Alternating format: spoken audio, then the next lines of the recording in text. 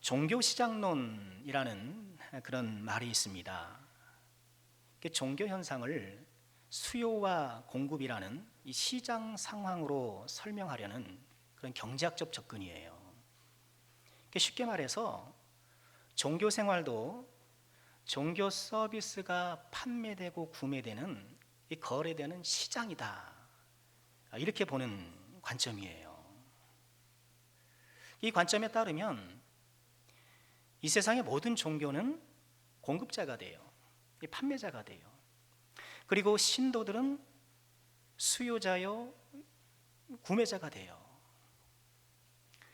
기독교에 대입해 보면 교회나 목회자는 종교 서비스의 판매자가 되고, 또 성도는 그 종교 서비스의 소비자가 되는 거예요.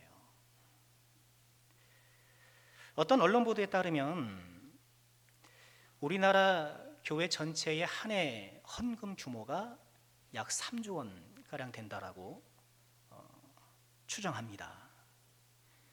경제학자들이 교회와 신앙생활의 영역을 이렇게 경제학적 관점으로 보기 시작하는 이유예요. 거대 자본이 움직이고 있기 때문에 시장으로 바라보고 어떤 것들이 거래되고 시장 활동이 있는가, 그렇게 보기 시작하는 거예요. 이렇게 신앙생활의 영역을 경제적 관점에서 바라보는 것이 좀 불쾌하기 마련이죠. 그런데 좀 어딘가 모르게 공감되는 부분도 있다 생각 들지 않으십니까?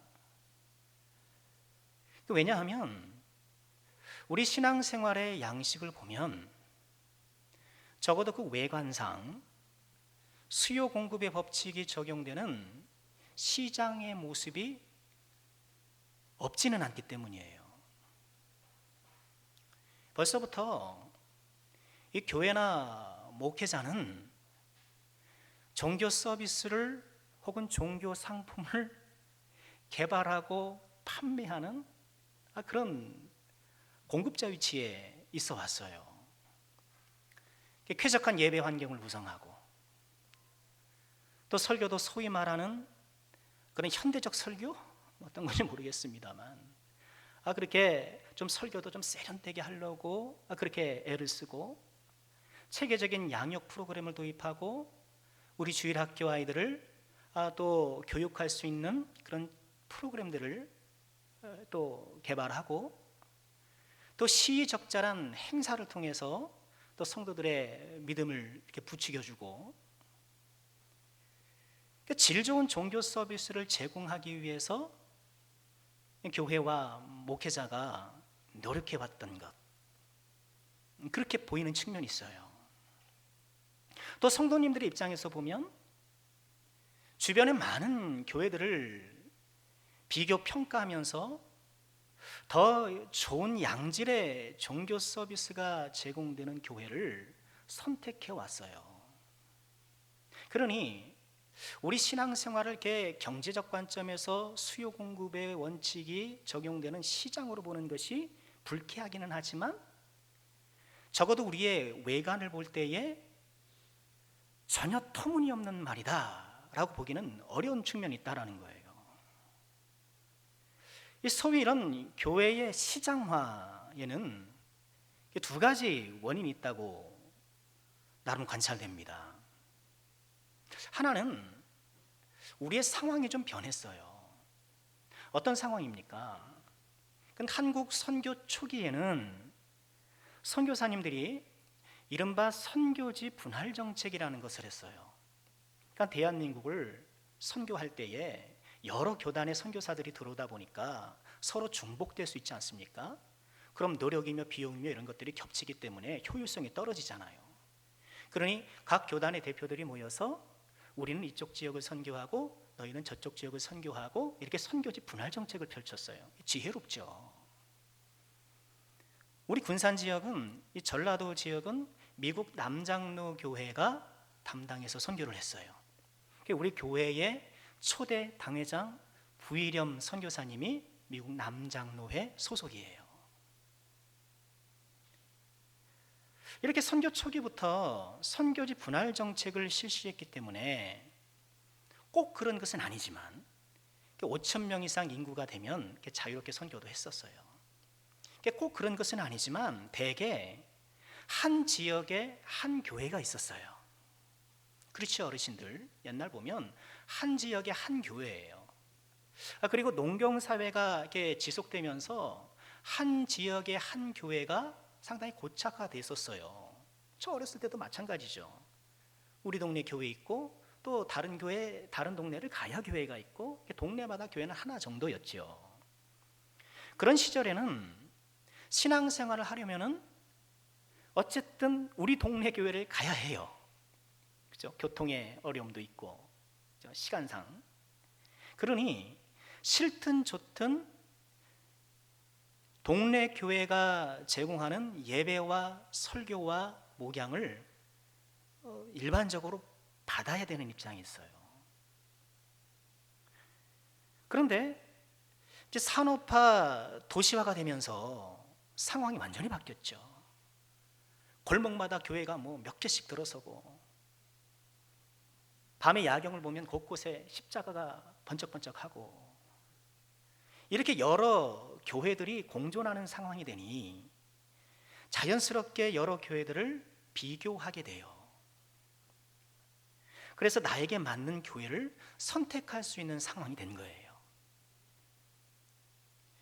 더군다나 요즘은 어떻습니까? 직접 내가 몸을 안 떼어도 인터넷으로, 더군다나 코로나 때문에 교회마다 다 온라인 예배하잖아요.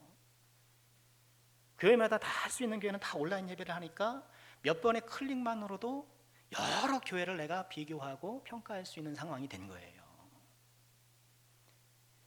이전에는 교회가 제공하는 그런 이른바 종교 서비스를 내가 일방적으로 받았다면, 지금은 내 마음에 드는 예배와 교회를 선택하는 시대가 됐어요. 이게 상황이 변한 거예요. 또 하나의 요인은 우리 개인도 변했어요. 우리 대부분은 이 자본주의 시장 경제 속에서 나고 자랐어요. 그러다 보니까 나도 모르게 이 자본주의 시장 경제의 소비 습관에 익숙해져 있습니다. 몸에 배어 있어요. 자본주의 시장 경제의 소비 습관 가운데 대표적인 것이 이른바 합리적 선택 이론이라는 거예요. 이 합리적 선택 이론은 개인이 비용과 편익을 고려하여 자기의 이익을 극대화하려는 합리적 선택을 한다는 관점이에요. 말 그대로 내가 뭘 선택할 때는 비용을 투자했을 때 이익과 여러 가지를 꼼꼼히 생각해보고 나의 이익을 극대화하는 쪽으로 선택한다는 거예요. 합리적 선택이론. 물론 이것만이 우리의 선택이론의 전부는 아니겠죠. 사람은 합리적이지 않음에도 선택할 수가 있거든요. 그러니 사람이죠. 여하간 우리는 일반적으로 볼 때에 뭐든지 꼼꼼히 따져서 나에게 가장 좋다라고 여기는 것을 선택해요. 그리고 그런 경향이 우리 안에 깊이 뿌리 내려 있어요.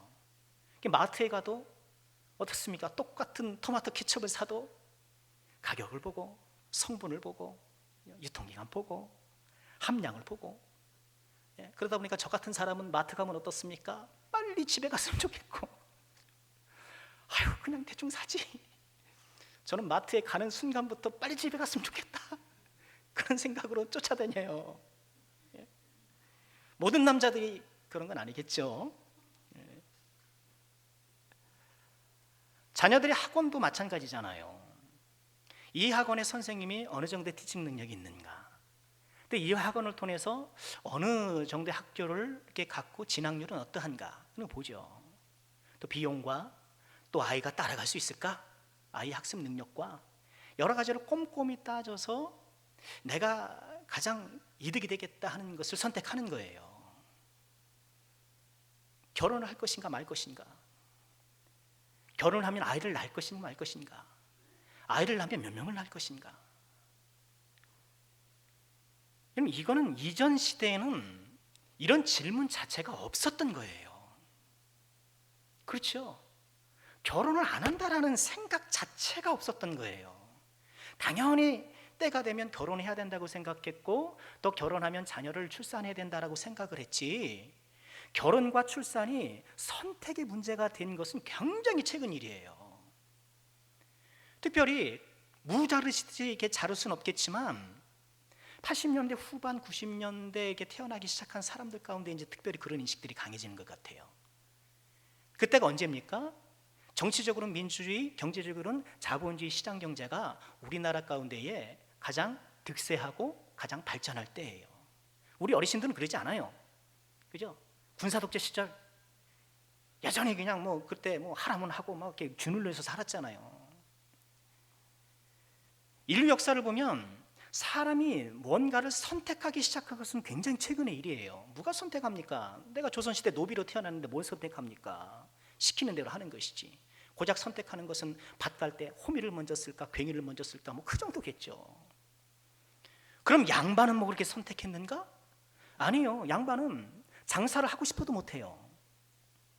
뭘 기술적으로 만들고 싶은 그런 일을 해도 굉장히 제약이 많았어요. 그러니까 뭘 내가 자유롭게 선택한다? 이것은 굉장히 최근의 일이에요. 그리고 이 최근의 일들이 이제는 이런 자본주의 경제 체제에서 나고 자란 사람들에게는 아주 뿌리 깊게 거의 본능 차원으로 내려져 와 있어요. 그러니까 교회를 선택할 수 있는 이 상황의 변화, 그리고 이런 사회 속에서 우리 안에 자연스럽게 습득되어져 있던 이런 체화된 선택 성향들이 신앙생활의 영역에서도 나도 모르게 의도치 않게 수요 공급의 법칙이 적용되는 교회의 시장화를 이루고 있는 거예요.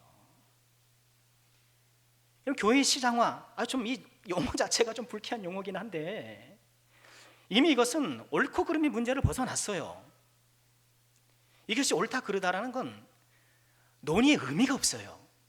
왜냐하면 이미 우리는 교회를 선택할 수 있는 상황에 접어들었고 그 상황이 고착화되어 있고 말씀드린 대로 매사에 합리적인 선택 방법을 하려고 하는 이런 성향도 본능에 가깝도록 우리의 것이 되었고, 그리고 우리는 내 의도와 무관하게 교회 시장화에 일조해요. 목사가 설교를 하지 않습니까? 제가 설교를 준비할 때에 이 설교를 통해서 내가 양질의 종교 서비스를 제공해서 우리 구매자들 내가 꼭 붙들어야겠다, 더 많은 구매자들이 우리 교회로 오야겠다, 그런 생각을 갖고 설교를 준비하는 건 아니지 않겠습니까? 하나님 말씀을 있는 그대로 또 될 수 있으면 알기 쉽게 전하도록 해야 되는 이런 설교 본연의 의의와 목적을 견지하라고 애쓸 것 아닙니까? 그러나 제가 이렇게 설교 본연의 의의와 목적을 붙잡는다고 해도 제가 한 설교는 상품화가 돼서, 그렇죠? 상품화가 되는 거예요. 내 의도와는 상관이 없어요. 이제는 교회나 목회자의 측면도 그렇고 성도님들의 측면도 그래요. 교회를 선택하는 것은 이제 당연한 일이 되었어요. 그렇죠?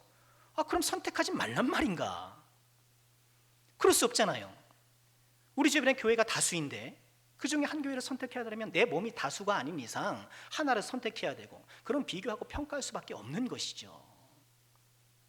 교회나 목회자 입장도 그렇고 성도님들의 입장에도 그렇고 이미 우리의 의도와 의지와는 상관없이 겉에서 보기에, 이 경제학자들이 보기에 교회의 시장화와 이런 수요 공급의 법칙은 이미 우리의 현실이 되어 있는 거예요.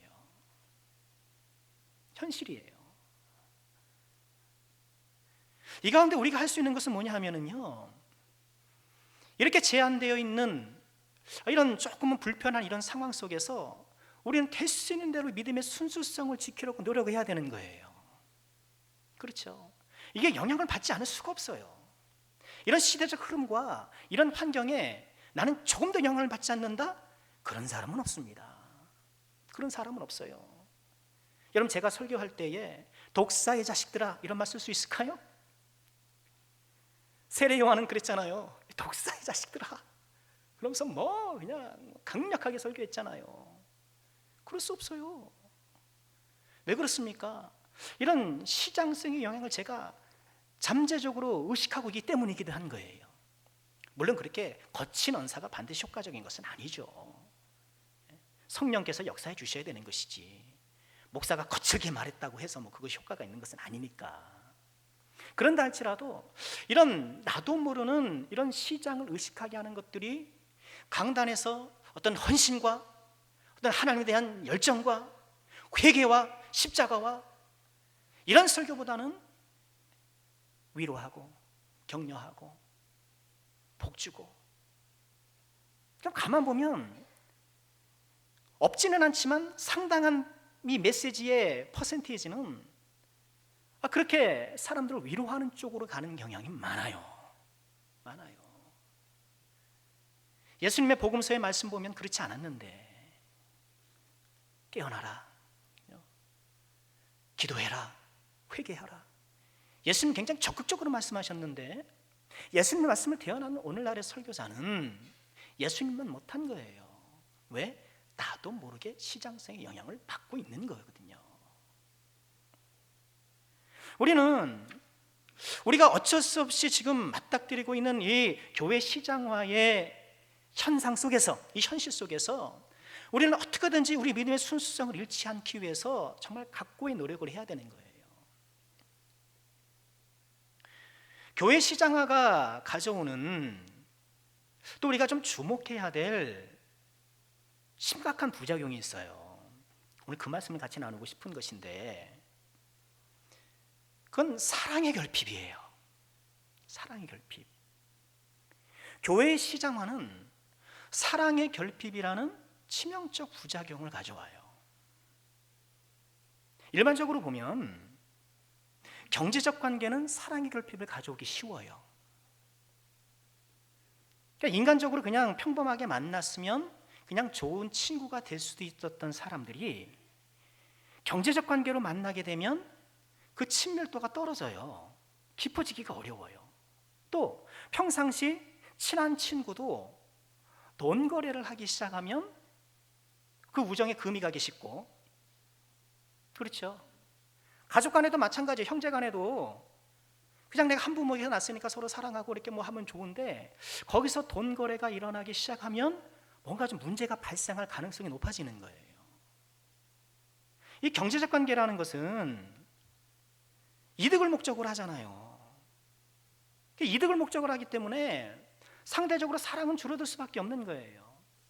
우리 아이들을 학원에 보내지 않습니까? 학원에 보내면 이 합리적 선택 이론을 동원해서 이제 좋은 학원을 선택했어요. 비용을 들여서, 시간을 들여서 학원에서 열심히 공부합니다. 학원에서 시간 보내는 시간이 많아요. 그런데 그렇게 많은 비용과 시간을 학원에서 보내지만 학원을 사랑하는 아이들이 있을까요? 어떻게 생각하세요? 그 학원을 그만둘 때 눈물을 흘리는, 나 학원 너무너무 사랑하는 그런 아이들이 없어요.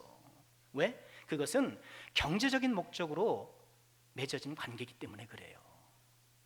경제적 관계 속에서는 사랑이 싹트고 깊어지기가 어려운 거예요. 이 교회의 시장화, 이 교회가 경제적 관점에 영향을 받게 되면 여기서도 사랑이 일어나기가 힘든 거예요. 이런 목회자가 성도들을 관리 대상으로 여기고 내가 잘 돌봐야 될 그런 고객처럼 여기면 깊이 사랑할 수 있을까요? 어려운 거예요. 내가 다니는 교회를 선택할 수 있는 여러 종교 성품 가운데 하나를 여기게 된다면 거기에 내가 마음을 깊이 두고 사랑할 수 있을까요? 힘든 일이에요. 교회 시장화라는 이런 부정하기 어렵고 도피하기 어려운 이 현실을 우리가 받아들이고 있는데, 이 가운데서 우리는 나도 모르게 이 사랑의 결핍을 경험하기 시작한다라는 거예요. 그래서 오늘날 보면 목회자도 그렇고 성도도 그렇고 교회를 뜨겁게 사랑하는 사람을 찾아보기 어려워요. 이것은 교회를 오래 다녔다, 그렇지 않다, 그거와는 상관이 없어요. 교회를 아무리 오래 다녔어도 교회를 뜨겁게 사랑한다는 건 아니에요. 그거 좀 달라요.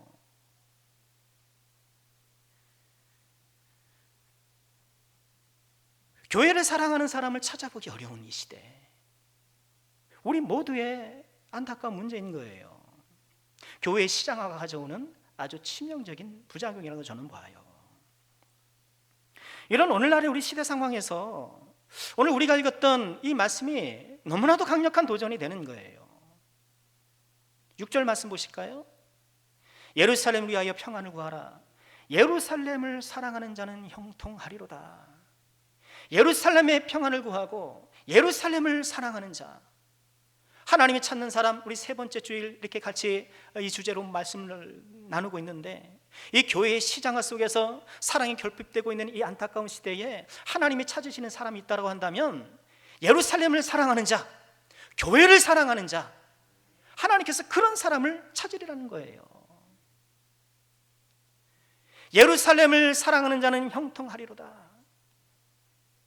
우리는 말씀드린 대로 내가 합리적 선택을 하면 형통하고 행복할 거라고 생각을 해요. 그래서 내 이득이 극대화될 거라고 생각을 해요. 그러나 하나님 뭐라 그러십니까? 선택하는 자가 형통하는 것이 아니라 사랑하는 자가 형통하는 거예요. 이 믿음의 원리를 꼭 기억하셔야 돼요. 이것은 꼭 교회만 해당되는 것이 아닙니다. 우리 직장도 마찬가지예요. 내 직장을 사랑해야 형통하는 거예요. 내가 다니는 직장을 사랑해야 형통하는 거예요. 그 회사를 내가 그저 나는 노동을 제공하고 회사는 그 노동에 대한 어떤 금전을 주고 이런 경제적 관계로만 생각하면 내가 상통하기 어려운 거예요.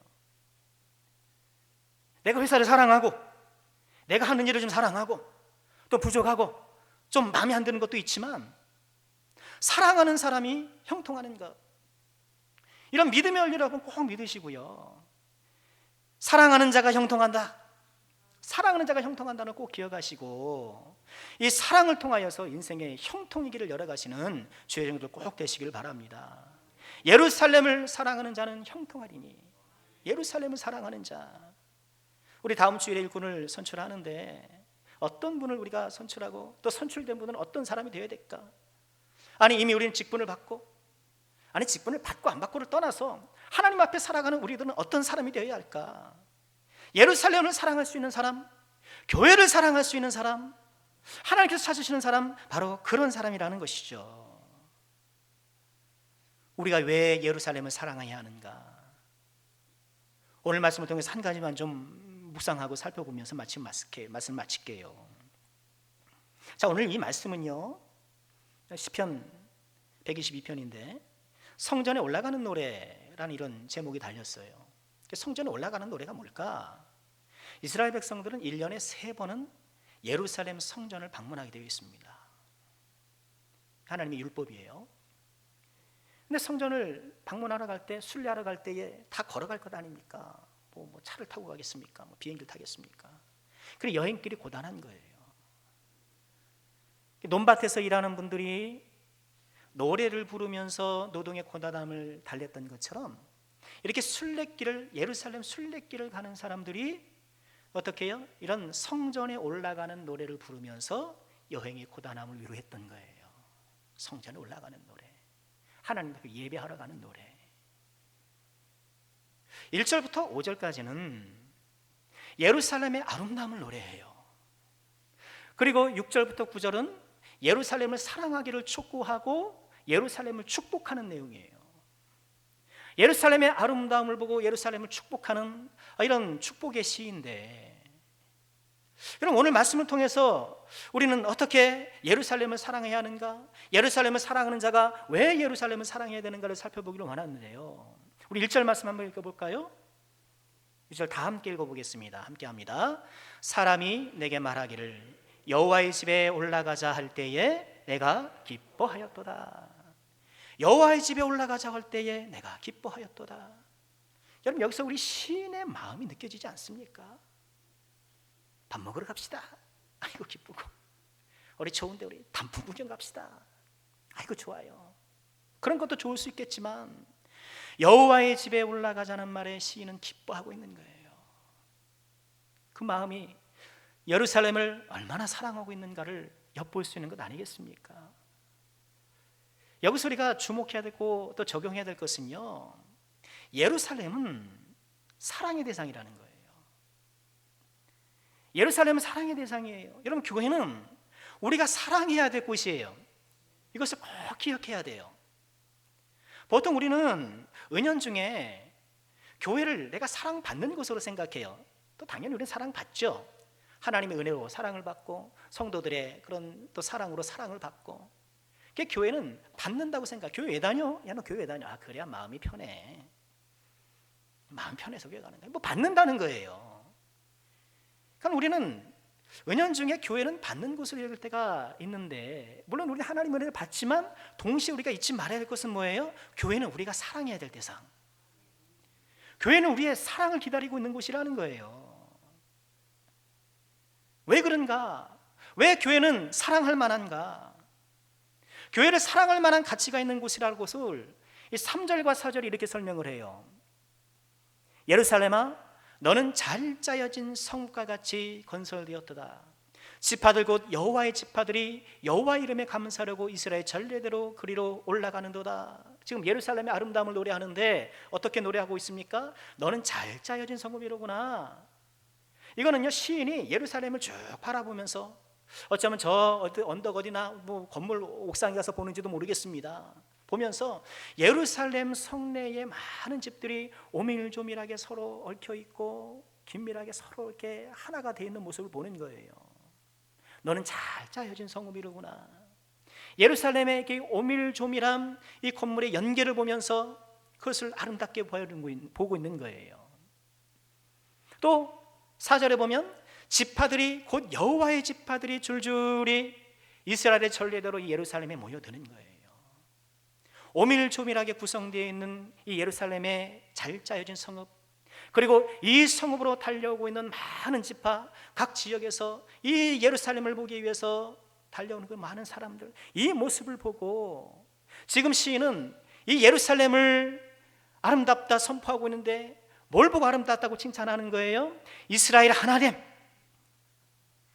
예루살렘을 통해 온 지파들이 함께 모여서 하나가 되는 것,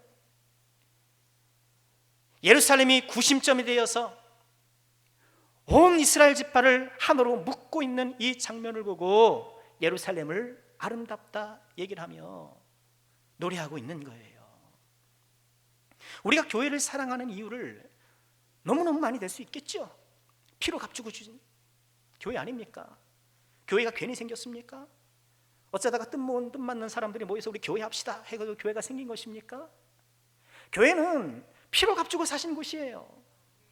우리가 교회가 교회되는 이유는 예수님께서 피 흘리셨기 때문에,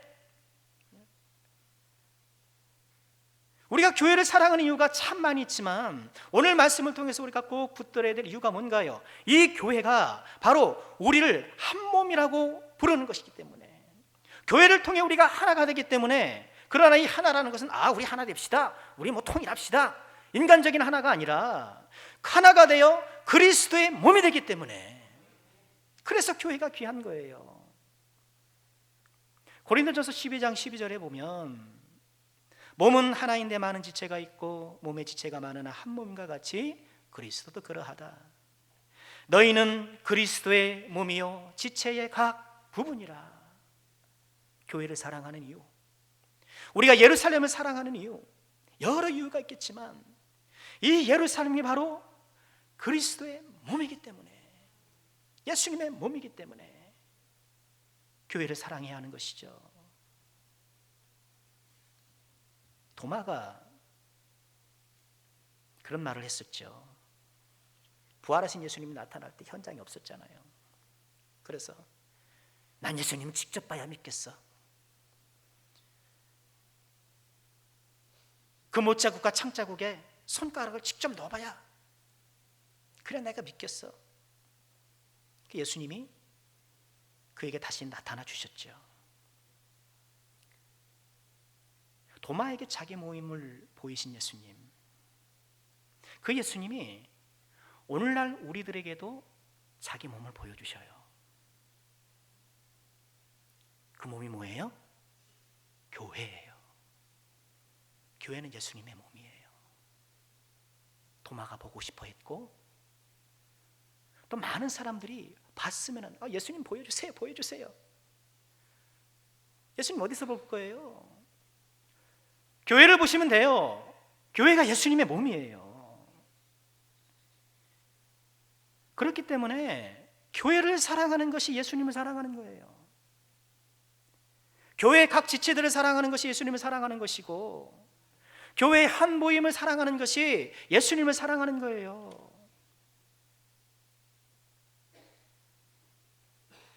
우리가 교회를 사랑하는 이유는 뭐 교회가 아름다워서, 여러분 그렇습니까? 교회가 갖고 있는 그런 외모가 아니잖아요. 교회 외모가 아니잖아요. 교회를 사랑하는 이유는 이 교회가 갖고 있는 고귀한 가치, 예수 그리스도의 몸이라는 이 사실, 이 진리, 이로 인해서 우리가 교회를 사랑하는 거예요. 어떤 교회는 크고 화려할 수 있고, 어떤 교회는 작고 초라해 보일 수도 있고, 모든 교회가 다 이렇게 잘 돼 있습니까? 어떤 교회는 좀 엉성할 수도 있고, 그럴 수 있어요. 그러나 그런 교회의 외모와 상관없이 우리가 교회를 사랑해야 하는 이유는 그리스도의 몸이라는 그 고귀한 가치 때문인 거예요. 여러분 모든 교회를 귀히 여기셔야 돼요. 2층 상가에 예배를 드리는지 안 드리는지도 모르겠고, 간판과 창틀에 때가 고약하게 꺼있는 교회를 할지라도 귀하게 여기셔야 돼요. 귀한 거예요. 교회는 그 외모와 상관없이 그리스도의 몸이에요.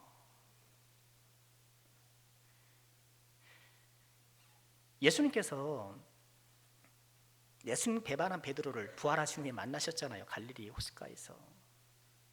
우리가 잘 아는 대로 다시마는 베드로에게 뭘 확인하셨나요?